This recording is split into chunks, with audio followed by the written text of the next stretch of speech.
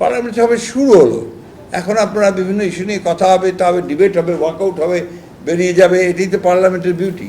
পার্লামেন্টে যে আপনার তর্ক বিতর্ক না হয়, পার্লামেন্টে যে ওয়ার্কআউট না হয়, তাহলে তো এই পার্লামেন্ট আপনার বোঝা যাবে যে এটা আপনার ইফেক্টিভ পার্লামেন্ট না। একতরফা একদল থাকলেও তারা তাদের মতো করে বক্তৃতা করে চলে গেল এবং তাদের গুণগান গেল শুধু নেতা নেত্রীদের, তাতে করে পার্লামেন্টকে আপনি ইফেক্টিভ করতে পারবেন না।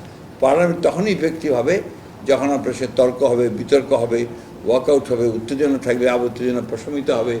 This is parliament, that is the beauty of the parliament. আমরা কিন্তু যে জুলাই সনদের ব্যাপারে আমরা 100% কমিটেড, বাট কোনগুলো যেগুলো আমরা সই করেছি, এই কথাটা খুব পরিষ্কার করে বলতে চাই, আমরা যেগুলোতে একমত হয়েছি সেই বিষয়গুলোতে আমরা কমিটেড। সেই কমিটমেন্ট আমরা কোন থেকে এতটুকু নড়বো না।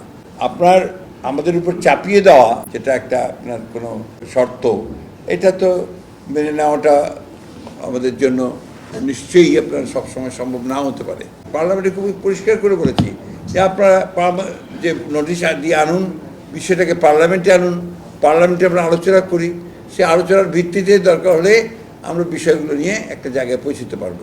কিন্তু পার্লামেন্টে আলোচনা করে যে আগেই থেকে রাস্তার হুমকি দিতে থাকে, তাতে আপনার সেটা ওই যে কারণে আমরা পার্লামেন্ট তৈরি করলাম সেটাকে কাজ করা অতটা সঠিক বলে আমি মনে করি না।